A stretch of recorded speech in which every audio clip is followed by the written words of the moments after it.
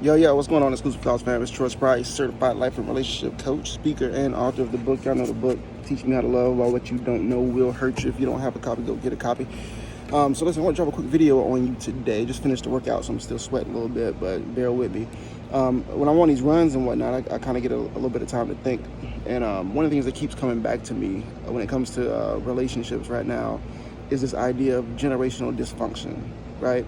And so what I mean by that is a lot of us growing up, really, the only and first example you have of what a good relationship or relationship looks like is your parents or people around you in your family, right? And sometimes those relationships were unhealthy. They might not have been healthy. They might have been unhealthy. They might have been subpar. It really just depends. But a lot of times it wasn't right what you saw. So the name of my video is Work That Ish Out, right? And what I mean by work that ish out is I want you to work out what you saw growing up. Think about how it made you feel, and then think about what you can do to change the course of action for your family in the future, right? So I'm gonna give you a few examples of that, so stick with me throughout the whole video, right?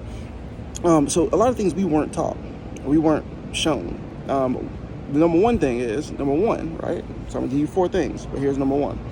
Number one is we weren't taught how to speak life into and show affection for a mate, right? What I mean by that is a lot of you, all you ever saw your parents do to each other was cut each other down. I mean, or you heard your mom on the phone, with her friends, and all she was talking about was how bad your dad was and what the negative things he was doing. And when you heard your dad talk to his boys about his mom, it was just negative stuff all the time. They never stopped to flip it and show you the other side, right? They didn't talk about him being responsible and him being a good father and him being a good mate and all those things that maybe attracted her to him.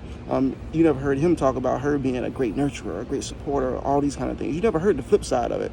All you heard was the negative side of it, and that became the narrative in your mind. And so you even find yourself doing those kind of things in your relationship where it's always something negative, right? That is draining for someone to be with someone who's always negative. So you got to learn how to speak life into your mate, especially in front of your kids, right? And the other piece is showing affection for. What I mean by that is a lot of us say, I'm just not an affectionate person. Well, there's probably a reason for that. You probably never saw anybody being affectionate in your family. You probably never saw the love. You never saw the hugs and the kisses and the I love yous and all those things. But how can you expect your kids to go and replicate that or do that or be prepared to do that for their spouse if you never show it to them, right? How do you expect them to be able to show and express love in ways other than just sex if you never show them an example of how to do that? So think about that, right? You would never taught those pieces of the puzzle. So that's number one. The other thing, number two, is you were never shown a healthy balance in a relationship. What I mean by that is a lot of times there's a lot of competition, right, for time. What I mean is your mom never showed you what it was like to tell your dad to go have fun with his friends, right? Because what you might have heard is, oh, he always out with his friends, blah, blah, blah. He should be doing this, that, and the third. But you never heard her say, he should be out with his friends because he needs a life outside of me and outside of this home so he can regroup, he can relax, he can be himself around his boys or whatever it might be. Same thing on the flip side. Maybe your dad, never told your mom, hey, go out, have some fun with your girls, because you need the space to be yourself outside of me and outside of this family and outside of this house, right? You never saw that healthy balance. And if you never saw that healthy balance, all you look at is when your mate goes out or with someone else other than you and the family, it's a negative. When really it should be a positive thing because they have an identity outside of you. You see what I mean? You never saw that healthy balance, so you don't know how to replicate that. I get it, but change it. All right, so that's number 2. Number 3, they never showed you how to communicate effectively.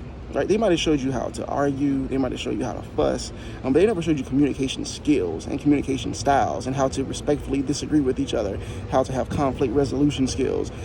If you were never shown that, you can only replicate what you saw, which was maybe raising your voices, maybe verbal abuse, maybe defensiveness or whatever it might be. There was no one open and showing you how to effectively communicate in order to compromise. And if you don't have that visual in your life, you need to go get that skill so that you can then teach it to the next generation, right? We don't want generational dysfunction. Go read a book, go listen to a podcast, go take a course, go do something to invest in how to communicate more effectively.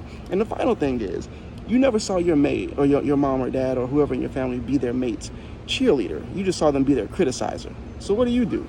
You find everything that's wrong with that person all the time that you're with. They could be great in so many other ways, but the thing you choose to focus on all the time is the critical thing, the thing that they could be, that they aren't perfect at, right? So you got to learn how to show that you can be a cheerleader too, so that it balances out when you have something negative to say, right?